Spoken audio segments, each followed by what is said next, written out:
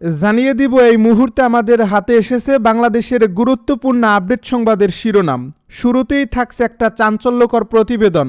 যমুনায় ঘরোয়া বৈঠক নাকি ক্ষমতার ভবিষ্যৎ মানচিত্র। ডক্টর ইউনূস ও তারেক রহমানের 2 ঘন্টা বাংলাদেশের রাজনীতিতে নতুন সমীকরণ। এ নিয়ে থাকবে আমাদের একটা বিস্তারিত প্রতিবেদন, তাই সম্পূর্ণ ভিডিও জুড়ে আমাদের সাথেই থাকুন। সব শেষে জানিয়ে দিব ময়মনসিংহের নির্বাচনী অফিস উদ্বোধনে রক্তপাত, স্বতন্ত্র প্রার্থীর কর্মী নিহত, বিএনপি ও স্বতন্ত্রদের মধ্যে পাল্টাপাল্টি অভিযোগে উত্তাল এলাকা। এতক্ষণ শুনছিলেন হাতে থাকা আপডেট সংবাদের শিরোনাম, এবারে বিস্তারিত। তবে তার আগে অনুরোধ রইল ভিডিওটিতে একটি লাইক এবং কমেন্ট করে জানিয়ে দিন ভিডিও সম্পর্কে আপনার মূল্যবান মতামত। আরও জানিয়ে দিন ভিডিওটি কোথা থেকে দেখছেন বা কোন জেলা থেকে দেখছেন।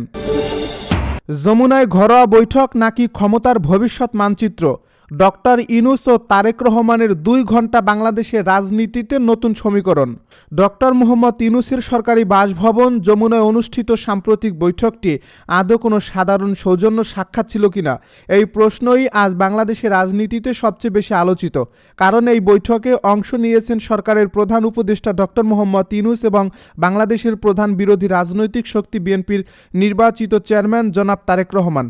আর বৈঠকের ধরন, সময়কাল, উপস্থিতি ও অনুপস্থিতি সবকিছু মিলিয়ে এটি স্পষ্ট যে ঘটনাটিকে কেবল চা চক্র হিসেবে দেখার কোনো সুযোগ নেই। 2 ঘন্টারও বেশি সময় ধরে চলা এই বৈঠকে যেরকম ঘরোয়া পরিবেশ, পারিবারিক উপস্থিতি এবং সচেতনভাবে কিছু গুরুত্বপূর্ণ ব্যক্তির অনুপস্থিতি লক্ষ্য করা গেছে, তাতে বোঝা যায় এটি ছিল অত্যন্ত পরিকল্পিত, বার্তাবহ এবং ভবিষ্যৎমুখী এক রাজনৈতিক সংলাপ, যেখানে আনুষ্ঠানিকতার চেয়ে অঘোষিত সমঝোতা, কূটনৈতিক ইশারা এবং পারিবারিক আস্থার বিষয়গুলোই বেশি প্রাধান্য পেয়েছে। ডক্টর ইউনূসের একমাত্র কন্যার উপস্থিতি, যিনি আবহমান বাংলার রূপে শাড়ি পরিহিত ছিলেন, আর তারেক রহমানের সঙ্গে তার স্ত্রী ডাক্তার জুবাইদা রহমান ও কন্যা ব্যারিস্টার জাইমা রহমানের একসঙ্গে উপস্থিত হওয়া এই দৃশ্যপট স্পষ্টতই 2 পরিবারের মধ্যে একটি পারিবারিক ঘনিষ্ঠতার বার্তা দেয়, যা সচরাচর কেবল রাজনৈতিক সৌজন্য সাক্ষাতে দেখা যায় না, বরং এটি ইঙ্গিত করে যে সম্পর্কের মাত্রা এখন প্রাতিষ্ঠানিক রাজনীতির সীমা ছাড়িয়ে পারস্পরিক আস্থা ও ভবিষ্যৎ নিরাপত্তার পর্যায়ে পৌঁছেছে।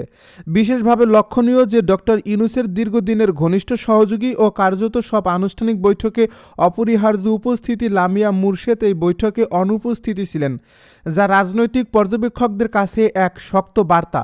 এটি ছিল এমন একটি বৈঠক যেখানে কেবল ডক্টর ইউনূস নিজে ও তার পারিবারিক প্রতিনিধিত্বই যথেষ্ট মনে করা হয়েছে, অর্থাৎ আলোচনার বিষয়বস্তু ছিল এতটাই সংবেদনশীল ও ব্যক্তিগত যে প্রশাসনিক বা প্রাতিষ্ঠানিক মধ্যস্থতার প্রয়োজন পড়েনি। অন্যদিকে তারেক রহমানের ক্ষেত্রে দেখা যাচ্ছে একটি সুস্পষ্ট পারিবারিক রাজনৈতিক প্রস্তুতি।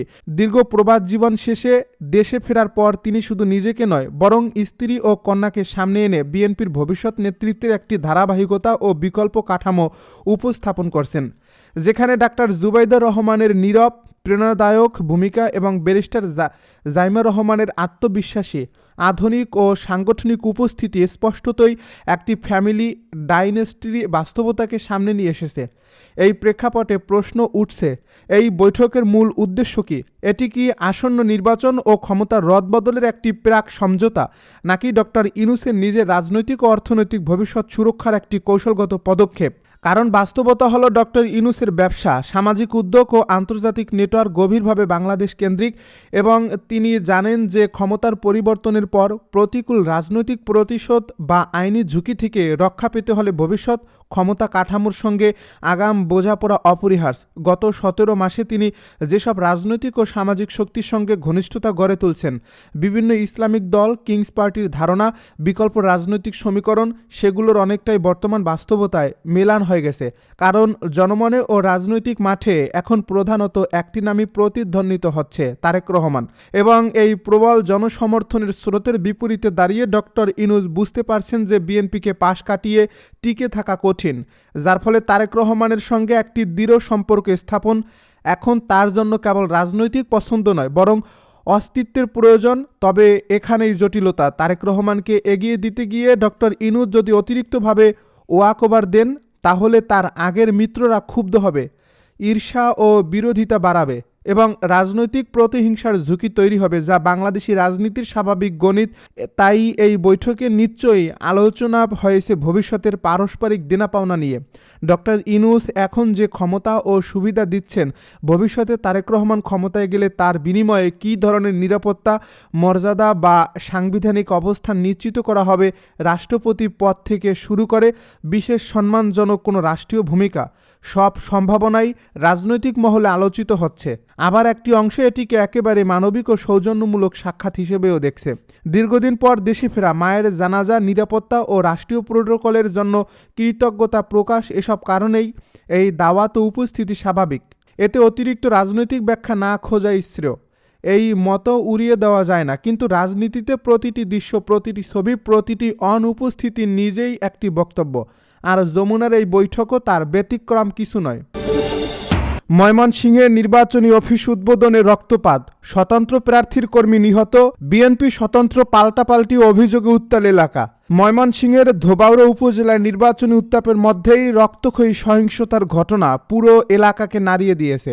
শুক্রবার সন্ধ্যায় ময়মনসিংহ এক আসনের স্বতন্ত্র প্রার্থী সালমান ওমর রুবেলের নির্বাচনী অফিস উদ্বোধনকে কেন্দ্র করে সৃষ্ট সংঘর্ষে ছুরিকাঘাতে নিহত হয়েছেন তার কর্মী নজরুল ইসলাম। প্রত্যক্ষদর্শীরা জানান, অফিস উদ্বোধনের আনুষ্ঠানিকতা চলাকালেই হঠাৎ উত্তেজনা ছড়িয়ে পড়ে এবং এক পর্যায়ে ধারালো অস্ত্রের আঘাতে গুরুতর আহত হন নজরুল ইসলাম। তাকে দ্রুত ধোবাউড়া উপজেলা স্বাস্থ্য কমপ্লেক্সে নেওয়া হলে কর্তব্যরত চিকিৎসক তাকে মৃত ঘোষণা করেন। চিকিৎসকের ভাষ্য অনুযায়ী রোগীর শ্বাস প্রশ্বাস ছিল না, শরীর নিস্তেজ ছিল এবং কোনো রিফ্লেক্স কাজ করছিল না। এই মর্মান্তিক ঘটনার পরপরই এলাকায় তীব্র উত্তেজনা ছড়িয়ে পড়ে। ক্ষুব্ধ জনতা উপজেলা পরিষদ ভবন ঘেরাও করে এবং পরিস্থিতি নিয়ন্ত্রণে আনতে পুলিশকে অতিরিক্ত শক্তি মোতায়েন করতে হয়। ঘটনার দায় নিয়ে শুরু হয় রাজনৈতিক পাল্টাপাল্টি অভিযোগ। স্বতন্ত্র প্রার্থী সালমান ওমর রুবেলের দাবি, বিএনপির প্রার্থীর কর্মী সমর্থকরাই পরিকল্পিতভাবে এই হামলা চালিয়েছে এবং নির্বাচনী মাঠ থেকে তাকে সরে যেতে আগেও একাধিকবার হুমকি দেওয়া হয়েছিল। তার ভাষ্য অনুযায়ী বিএনপির মনোনীত প্রার্থী সৈয়দ ইমরান সালেহ প্রিন্স ও তার অনুসারীরা চাপ সৃষ্টি করে আসছিল এবং এই ধারাবাহিকতার অংশ হিসেবেই অতর্কিত হামলায় তার কর্মী প্রাণ হারিয়েছেন। অন্যদিকে বিএনপি প্রার্থী ও দলীয় নেতারা এই অভিযোগ সম্পূর্ণভাবে অস্বীকার করে দাবি করেন, ঘটনাটি রাজনৈতিক নয় বরং পারিবারিক বিরোধ থেকে সৃষ্ট। তাদের বক্তব্য অনুযায়ী হামলাকারী ও নিহত ব্যক্তি আত্মীয়তার সম্পর্কে জড়িয়েছিলেন। শালা ও বোনজামাইয়ের মধ্যে পূর্বের বিরোধ থেকেই সংঘর্ষের সূত্রপাত হয় এবং এতে বিএনপির কোনো সাংগঠনিক সিদ্ধান্ত বা নির্দেশে সম্পৃক্ততা নেই। তবে নিহতদের পরিবার ও স্বতন্ত্র প্রার্থীর সমর্থকরা এই ব্যাখ্যাকে প্রত্যাখ্যান করে বলেন, নির্বাচনের প্রাকাল্যে পরিকল্পিতভাবে সংঘাত সৃষ্টি করে আতঙ্ক ছড়ানোই ছিল মূল উদ্দেশ্য। এই ঘটনার খবর পেয়ে পুলিশ দ্রুত ঘটনাস্থলে পৌঁছে পরিস্থিতি নিয়ন্ত্রণে আনে। প্রাথমিক তদন্তের ভিত্তিতে দুজনকে আটক করা হয়েছে এবং পুলিশ জানিয়েছে, সিসিটিভি ভিডিও ফুটেজ, প্রত্যক্ষদর্শীর বক্তব্য ও অন্যান্য আলামত সংগ্রহ করে ঘটনার সুষ্ঠু তদন্ত চলছে। জড়িত অন্যান্যদের শনাক্ত করে দ্রুত গ্রেপ্তারে অভিযান অব্যাহত রয়েছে। বর্তমানে ধোবাউড়া ও আশপাশের এলাকায় অতিরিক্ত পুলিশ মোতায়েন করা হয়েছে, যাতে নতুন করে কোনো অপ্রীতিকর ঘটনা না ঘটে এবং আইনশৃঙ্খলা পরিস্থিতি স্বাভাবিক থাকে। নির্বাচনের আগে এমন সহিংস ঘটনা সাধারণ ভোটারদের মধ্যে আতঙ্ক বাড়াচ্ছে বলে মনে করছেন স্থানীয়রা। তারা দ্রুত নিরপেক্ষ তদন্ত ও দোষীদের দৃষ্টান্তমূলক শাস্তির দাবি জানাচ্ছে। রাজনৈতিক বিশ্লেষকদের মতে এই হত্যাকাণ্ড শুধু একটি ব্যক্তিগত ও স্থানীয় সংঘর্ষের বিষয় নয়, বরং নির্বাচনী পরিবেশে সহনশীলতা ও নিরাপত্তা নিশ্চিত করার প্রশ্নকে নতুন করে সামনে এনেছে।